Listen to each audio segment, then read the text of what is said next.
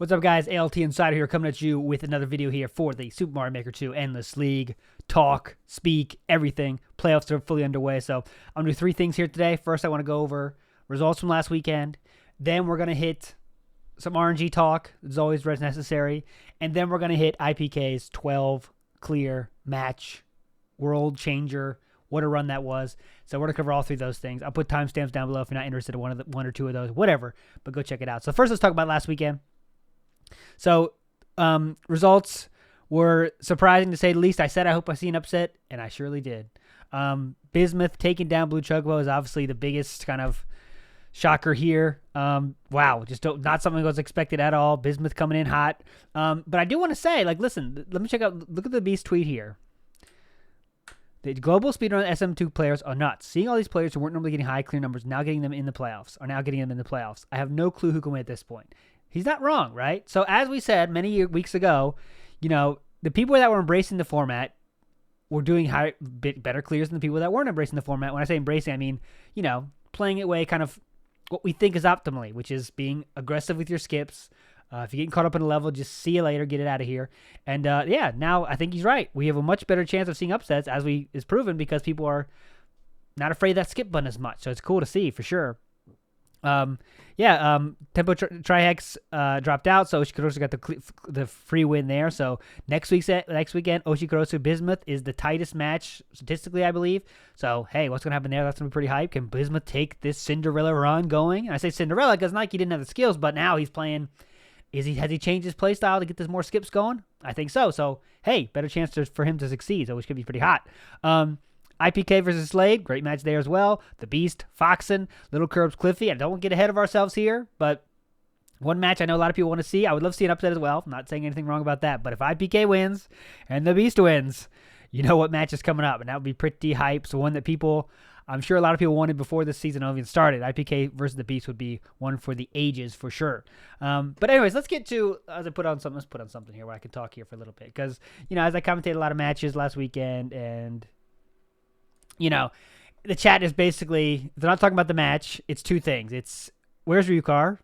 I guess I'll say it here just to get it out of the way, because in case you're wondering, Ryukar decided to drop out for a lot of reasons. The format was one of them. His schedule was another one. He wants to continue with the next season, though. So before you say Ryukar did anything wrong, I think there could be more to it than we know, so just let it go. He's not here anymore.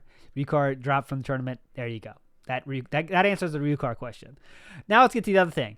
A lot of new people are watching, obviously, because playoffs, and they get more excited about it, and new watchers are coming in saying, how isn't this, someone worded it like the most polite way ever last week, and they said excuse me, I'm new here, but isn't this format just make it all about RNG? Okay, so, and I totally understand that thinking, right? I totally get it. I totally get why that's the first thought. That was my first thought as well.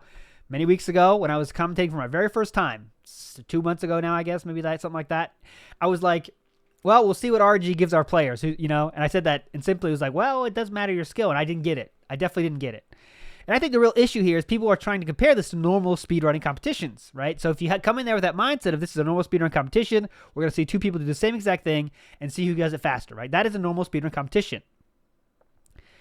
There's a lot of issues with that. I've talked about that on my podcast about how one problem speedrunning has to deal with is the lack of depth of commentary, right? If you've watched any of those competitions where it's everyone doing the same game, let's say Mario 64, both players doing the same exact thing, your commentator is reduced to, oh, this person pulled that trick off, this person did not pull that trick off, oh, this person got to make up a minute now. You can't go any faster. You can't do anything differently. You can play better, more smoothly, have less mistakes, but you can't do anything differently to make up that time, right? That's the one failure in those other kind of games. It's still exciting to watch. Of course, there's great matches happen all the time, but If I'm playing cheese in Mario 64, pretend I'm good. I'm not, but pretend I'm good at that game, and I miss the first chain chomp, the chain chomp trick in the beginning where you get the first star, right? I missed that, okay? And Cheese gets it first try, and he takes a 15-second lead on me. I can't play any differently to make up that 15 seconds. I just have to hope that he makes a mistake, or I play smoother than him, or more efficiently than him. That's it. That's the end of the conversation, okay? That is how most speedrun competitions are run. Now let's get into Super Mario Maker 2 and this format we have now. This format is beautiful because it does not have that aspect. You can change how you play. Okay, you can literally change how the strategy you go into to make up time or to play safer, things like this. Okay, so the current format, obviously, for those that don't know, I don't know if you don't know the format, I don't know why you're still watching, but 15 minutes, who can get the most clears, and you have infinite skips. And yes, the players do get different levels. Okay, but we've shown over the last, now we have a real 11 weeks of data here to go over. The 15 minutes is enough time for the skill to come out, the skill to normally come victorious, right? We saw many people have the people that you would have guessed would be the top of the rankings here at the end of the league. When the league started, you say, okay, I don't know that many. I'm pretty good with Mario community. I know a few names here, but I bet you might have said, anyone that might have said, well, the Beast is probably going to be close to the top, right? And what do you know? He was the second seed, second highest average clear rate there was. So clearly, this format does a good job of showing the skill. I think that's the job of any format, okay? So what else is the job of a format, right? Well, it's up to your goals, right? So if you want a format that rewards skill and the best player always wins, then I think that's not the format I want, because then there's no question. Why play the games, right? Whoever the best player is on paper pretty much will win 90% of the time. There are a lot of formats and games that do that. Chess is one of them. Sprinting is another one. Usually the best player wins, right? Chess, I saw upsets happen like 3% of the time or something like that. 3 or 5% of the time, something like that. So let's talk about other sports, right? Other sporting endeavors. And I know it's not esports, but it's compared to other sports, right? Work with me here. So the sport with the least upsets is basketball, actually. And upsets happen about 35% of the time. Now, wouldn't you know it, in our league, upsets happen a little bit less than that. So that shows that RNG can't be so much of an issue that the good players aren't winning consistently, right? Because just think about it. If RNG was a big deal and a big problem, you'd see upsets all the time. And we just don't see them, It just doesn't happen. It's not happening, right? So I'm going to use a metaphor here that I hope it'll help make it understand. Like a better way to look at this format, okay? If it's your first time watching, I know you're not watching this video, but how do you explain to other people, right? So think about it like a poker tournament, right? Poker tournament, everyone gets different hands. Oh, wow, it's so RNG. Everyone gets different stuff. Everyone has different tools to play with, right?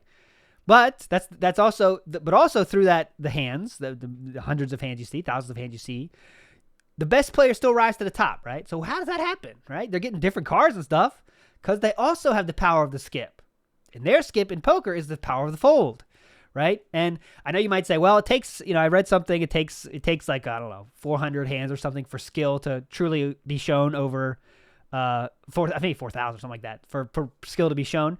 However, we've shown in this format, 15 minutes is enough to show for the skill to come out, right? It is enough, clearly, because we have players that went 10-1, and some runners won 21 races in a row. 15 minutes, surprisingly, whoever chose that number chose a great number because it is enough for the skill to come out in most races. Not all the time. There's still some chance of upsets, which I think is good. If there was no chance of upsets, I don't want to watch it. Why am I going to watch it? There's no chance of anything exciting happening. I mean, in terms of who wins. So back to the poker analogy. In this format, we have people get a level. They check a few things. They check how long it is. What's the world record on it? If it's a little bit longer than a minute, hey, you might want to think about skipping that. But there's way more about it than that.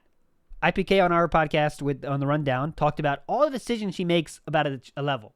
He has like a 10-point checklist, he says, at some point. So I don't remember them all, but there's a lot of things to think about here that isn't just about running a game as fast as possible.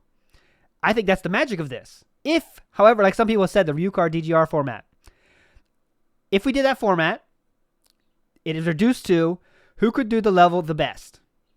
You will see the number of upsets go way down.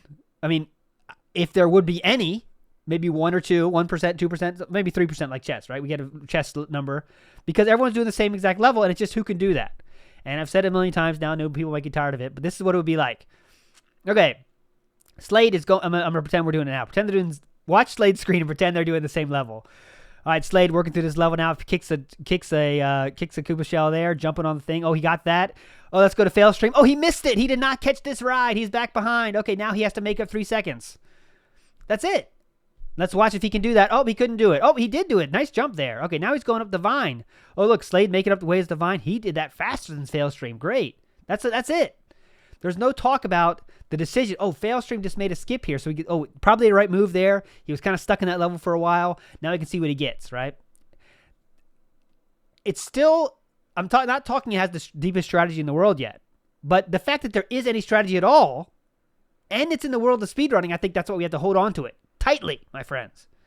Because if you think this format is too RNG, and I can't convince you otherwise, even though the numbers show that the upsets happen at a very low rate or a very healthy rate to keep it exciting, but still skill is rewarded. If you don't agree with that, cool. There's a million other speedrun competitions for you out there. There's like 5 other tournaments of Super Mario Maker 2 out there for you. So go watch them. I think, and I pray we do keep it for the next format, for the next season, the magic of this. The magic of something we found here, right?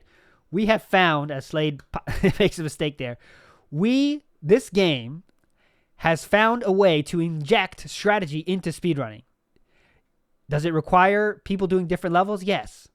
But the skill still is shown and rewarded more than a lot of people that are, against RNG side think, right? I know it's tough. I know when your favorite runner loses, right? A lot of these Super Mario Maker runners do YouTube stuff and they do streams, and I know you feel a connection with those people, and you want them to win. That's like any sporting event, right? I wish Slade could win. And when he loses, it's tempting to blame something, right? Man, the RNG really got him this time. It's easy to blame him for that. I blame RNG. You got to blame something, right? I know sporting is like that. You want to blame something for losing, but I promise you, while it might happen for a few levels, RNG over 15 minutes over a whole match is equal for both players, or at least it's equal enough for skill to shine through most of the time. Not all the time, most of the time. Okay, so last point I guess I'll make on this before we get to the analysis of the 12. If you want something that is decided, right? If you want speedrunning to be all about who can do the exact same thing the best, because that's at the core what speedrunning is, right? It's all about, hey, you're playing Legend of Zelda Link to the Past. Who can beat that game the fastest with this criteria, right? Any percent. Who can beat the fastest? There's so many other places to get that. It's amazing. Thousands of people right now are running that game probably, and you can watch it, and you can see who gets the best, who could do that the best. But this format is not that. And instead of that being a weakness, I think that is the strength of this format and the strength of this game that the game has allowed us to have, right? Because it is this somehow magical mix of everything, right? And that's why I'm so excited about it, as you can tell. I'm so pumped about this thing because we found this way to inject strategy into speedrunning in a cool way. And I know it's not the only way that happens. Hey, there's a lot of randomizer stuff that's still going on, and strategy is a part of that for sure. I do think that, like, Link to the Past randomizer is awesome, but it kind of goes into the realm of you got to know too much knowledge to fully enjoy that for the random viewer. But Mario, man, that's easy. Everyone gets Mario, right? All you got to do is get to the end. That's such an easy thing for the common fan to understand, and there's a lot of deep stuff to know as well. That's why it's right in that sweet spot of any random kind of casual video game player can turn on a match here and say, oh, Mario, I know what's going on. I got to get to the end. They know if you hit enemies, it hurts. If you watch Link to the Randomizer Zelda, you got to know a lot of stuff. Like, that took me, someone that loves, my favorite game of all time is Link to the Past, Legend of Zelda. It takes you a while to, like, all right, whoa, okay, he got the boots here. Okay, he got that. What's going on here? How does he have that so early? That takes a while. I think this is the perfect format in so many ways to create that excitement that you can't get in other forms of competition speedrunning, right? Competitive speedrunning. So I'm not going to talk about. I'm sure I'm going to talk about it more. I was going to say I'm not going to talk about it anymore. I'm going to talk about it more. But that's what the specialness of this format is something that should be celebrated because it does inject strategy. Yes, there's RNG involved. There's RNG involved in every sport, right? Every sport, even chess, there's RNG involved because if that player decides to do some kind of opening that you're especially weak against or whatever, but there's the right amount of RNG in this. And for the skill still be rewarded, and there's still the possibility of upsets, as we saw last week, right, with Bismuth taking down Blue Chocobo. Okay? So, I know in the internet it's very hard to change anyone's minds, and I'm not saying I can change anyone's minds at all on this, but I just want to, I guess this is my way of sharing why I think is awesome, and maybe you can agree with me or don't agree with me. And if you don't agree with me, there's plenty of other places to watch Super Mario Maker 2, but hopefully, if I have my way, we will ride this format out as long as we can. And, there's some other format talk going on, but it seems like it's going to preserve the idea, the strategy side of it, and I'm happy with that. So, anyways, that's my spiel there. So, let's get on to analyzing the 12. Just what a performance. First, before we get to that, we should say Feeney herself. I don't know where to put myself here because, we don't want to cover up Feeney or anybody here. So I'll go myself here in the middle, the least important here. Sorry, speedrun.com. People know you. People know what you are. But what a performance this was. It was really fun to watch. What I'm going to do here is try to keep track of. I should have brought a paper, of course. I'm never prepared. But let me get paper here. I want to keep track of the skips and the deaths because the Beast here made a perfect point about how the deaths are more painful or more punishing than skips, and I think that's definitely true. So I just want to keep track of that. Something I think would be fun to track next season is how many deaths people get, because obviously the more you die, the less chance you have to win. But is there a correlation with deaths and skipping, or otherwise, and analysis coming in hot here. But all right, let's go. Let's go through the 15 here and see. Let's go through the 12 here. 15 minutes here. Watch this one together. Let's keep track of the skips, his plays, his skip decisions, everything. Let's get to it and let's enjoy this. What a match this was, because 12 popping off with 11, 12, 11 in succession there. Well, he had 8, 11, 12, 11 is a performance that if he does that every week, I mean, you can't lose that way, right? It's literally impossible. So let me start. I'm already messing up here, but let me start. Did he not check the timer there? Let's go here. You're going to keep true focus on. True focus on here. Okay, did not check the timer. Oh, so excuse me. He sees the timer is 20 seconds, so there's no point. ALT, missing details there. The Beast is on IPK and just another plane of existence here.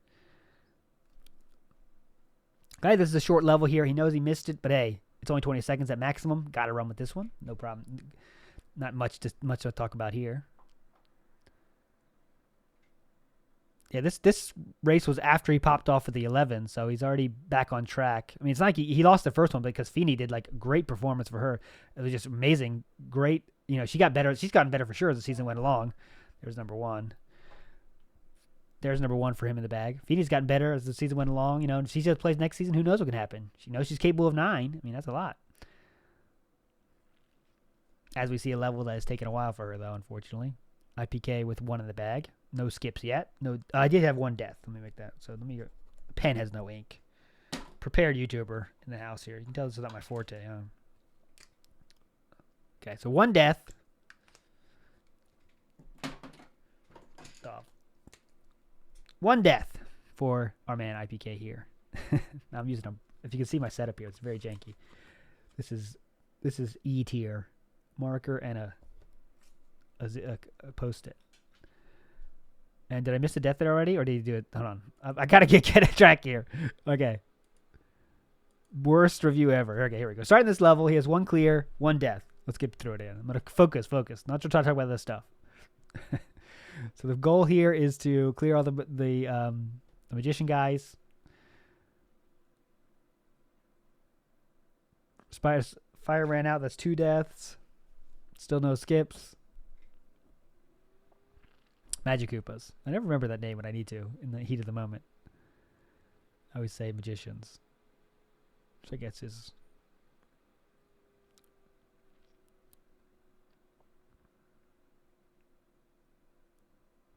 Clutch win there. Got the clear condition. That is 2 clears in the bag. 13 minutes in. So minute a clear pace so far, which is obviously great.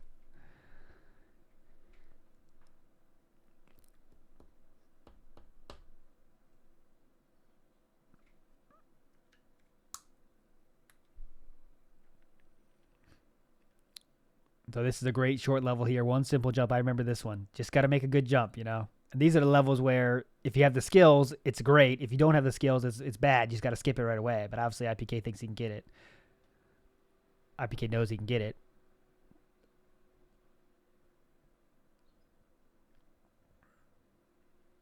And in there, that's 3 clears, 0 deaths, 1 death, 2 deaths, 0 skips.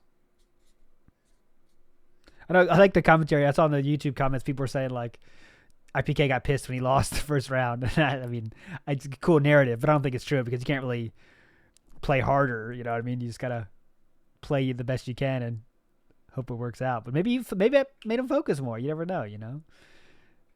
It was interesting. 57-second world record here, so that's one you definitely want to go with in this situation.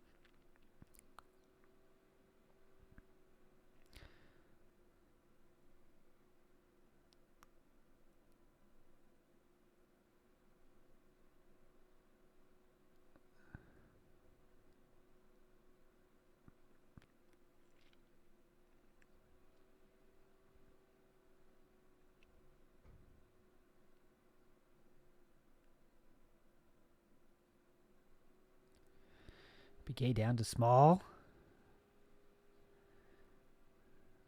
Nothing to say here. Great analysis happening here. But into it. Now, that was a tough level, right? I mean, I feel like some people might have took an adept there, but he did not, as Feeney gets her second. IPK is already up to 4, still keeping that 1 clear a minute pace, which is incredible if you can keep it going.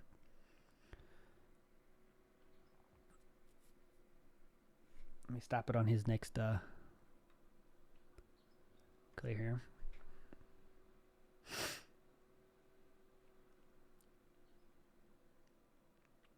IPK looking as usual.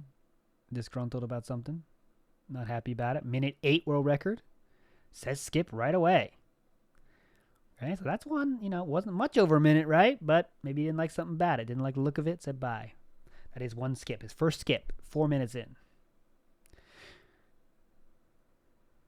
I know the Beast said it before on was it on the show, on the stream or podcast? I forget, but it's like people say, like, after the match, you say, well, I just go skipping like 20 levels. And it's never 20. It's usually more like 4 or 5 that are skipped. As IPK is showing, he has one skip now, almost 5 minutes in, which is, you know, he's got good level luck so far too, as Feeney gets her third. It'll be interesting to see if we start tracking next season, like who has the most skips in one time or whatever. That'd be interesting.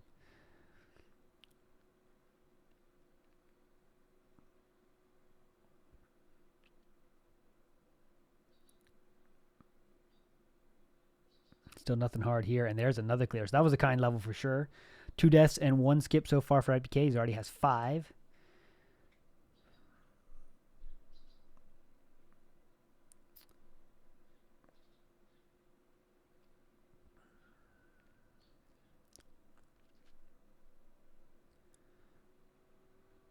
Mario RPG. Ant Soldiers. Cat something. Couldn't read the whole title there. 2 minutes. That's second skip. Another mandatory skip pretty much. The first one wasn't mandatory for sure. I mean, minute 8. Some people would play. I feel like a lot of people would play that, but he said no to that one. 2 minutes, kind of a gotta skip it kind of thing. Think of it like a 7-2 in poker. Most cases you want to get rid of that. There are some outside cases you might want to play that. In our league, I think 2 minutes. There's never a situation where we're going to play 2 minutes, I guess. But 40 seconds on the clock for IPK. Great level. You know it can't take you that long. And there's another clear, number 6. We're at 2 deaths and 2 skips and 6 clears, 8 minutes in. Some activity on IPK's stream in the back.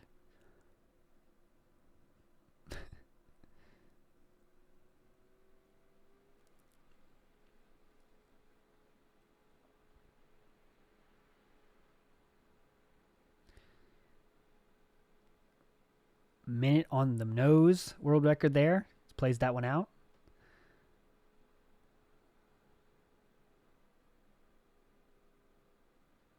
Oh, this is an annoying level. Ground pounds on accident. Checks the timer again. Says no, don't want to mess with it, right?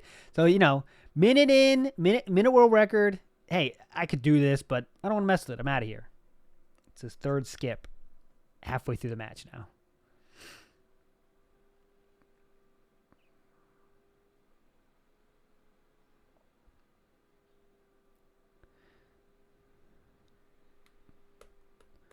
So it's 6 clears exactly. He's halfway there. He's on pace for his 12 at this point still.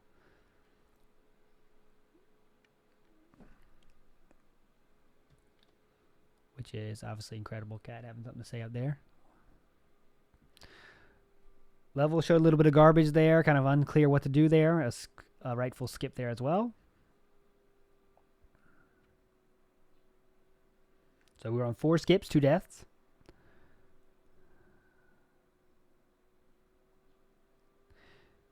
Yeah, and the last one I did of this when he got the 11 clear, the first 11 clear I did analysis of, and really it's just what's the factors that why can he get it and other people cannot get it? And I think it really just comes down to, of course, making the right skip decisions, levels being kind as well. I mean, let's be real about it. But you got to be willing to be able to clear those levels that you do get on the first go, right? As we've seen, every level he's got here, every clear he's got here was a first time clear. He's only skipping levels he didn't beat, So every single clear he has now is a result of a first time through clear. Except for that spike level in the beginning. It was so short, but that was a kind level for sure. 7th clear. Just like the poker metaphor again, to bring it up again, like anyone can get pocket aces. Anyone can get a short level, but you got to be able to play those correctly, right? There's still some skill that is involved in playing that. Shorter level, of course, is easier. Pocket aces are easier to play than more difficult levels, but you still got to be able to play well and take advantage of it, right? That's where the skill is showing its way through, That's why the best players are best players and have the highest clear rates, because it does take that skill to get there. Now, if you fold more, if you skip more, you have more chances to get those pocket aces, right? If you see 10 hands, if I have 5 hands and you have 10 hands, who has the higher chance of seeing best cards? You, because you have more hands, right? So just something to think about. The more skips you do, the more you mitigate RNG. That's something that the best players or the people in the beginning, some of the people in the beginning format figured out right away. Like the more I skip, the more chances I get to see the good levels. IPK taking a death there, goes down to 3. Slightly surprised he's staying with this. Timer's only 50 seconds though, so that's a good factor to remember, that it can't take me more than that. So probably what kept him in here. It's kind of a bait level, though. This is one of those levels where it's not easy. If you don't get it here, I wonder what he would have done. I believe he gets it the second try, though. But it's a level you can sink time into. And when you get in 12, you can't have much levels you sink time into.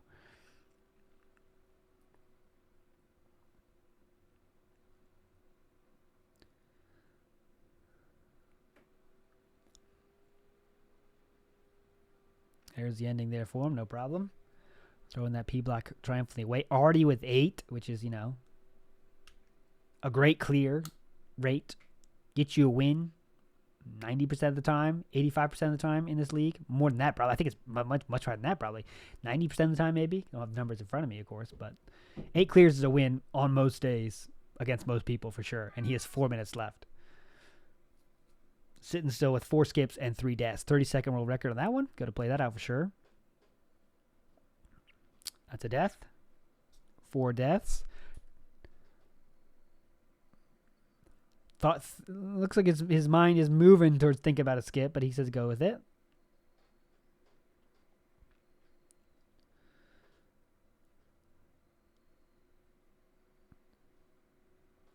Takes a death there. Now we're going to see by.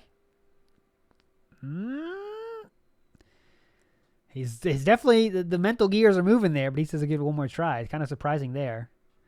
Doesn't know where the ending is. This is one I wonder if he could look back when he skipped this one.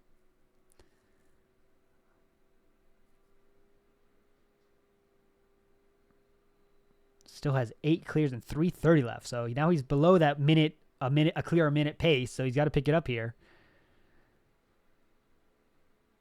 This is becoming a bit of an adventure. Now he's questioning his decision more and more, I think. Wasting time, pissed at his decision now.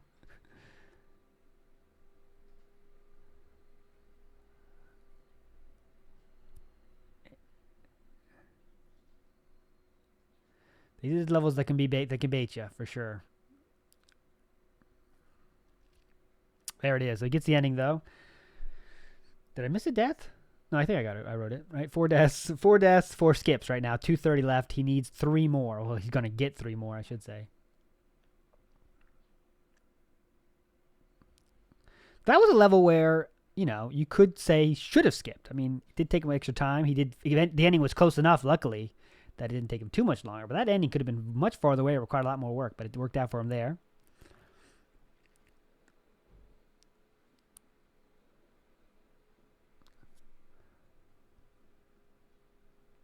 Like just a combination how you get these high clears, right? The combination of first time through clears. Obviously, you need just some short levels. You got to be able to clear those in the first try, and not a lot of deaths. I mean, that's the trifecta of things you need.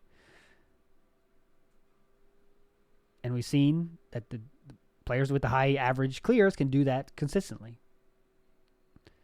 There's another easy one down to 10. First time through clear again. So huge. Would love to track that next season. First time through clears. I think there's a high correlation between first time through clears and winning. For sure. I mean, it's kind of obvious, right?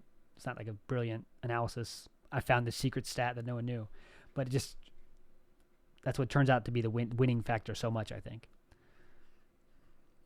Who can get the most time through clears? Whether it's a combination of good levels, and good play. It's a combination of both. Levels being easy per is obviously the best, but also being able to clear those levels. He has 1 minute left. He's got to get 2 clear. Now that is a tall task. I mean, 3-second world record here though. That was this is where the luck factor does come in. One simple skill gets you a clear, right? And for him, that's nothing. As you can see, he's shocked by that himself. 4 deaths, right? 4 deaths. That is low.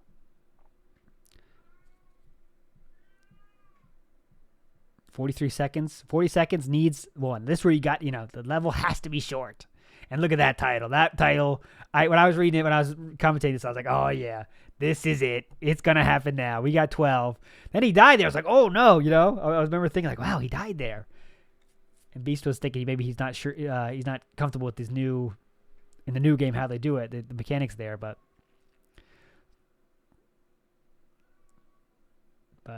wow, here it is. The final shell jump for glory for 12, and there it is. So obviously the last 2 levels were really short. They had to be. He got there. There's 1 minute left. He had 10 clear, so those levels got to be kind, and they turned out to be. But just extreme skill showing here of many first time through clears, which is what it takes. Getting good level luck, of course. He had 5 skips. That's what I prepositioned it might be before, 4 or 5 skips. And it just worked out. This cat has something to say here. But let's finish the video up. Thanks for watching, guys. I mean, it's great to see what's going to happen this playoffs. If, like the Beast says, everyone's kind of picking up on the train here a little bit. Hey, skipping more means I have a chance to see more good levels, more short levels. Who knows what's going to happen, And it's going to be fun to watch this weekend. I am commentating on, I don't know. I'm not sure what I'm commentating on right now, but thanks for watching, guys. You are the best. Again, I love this format.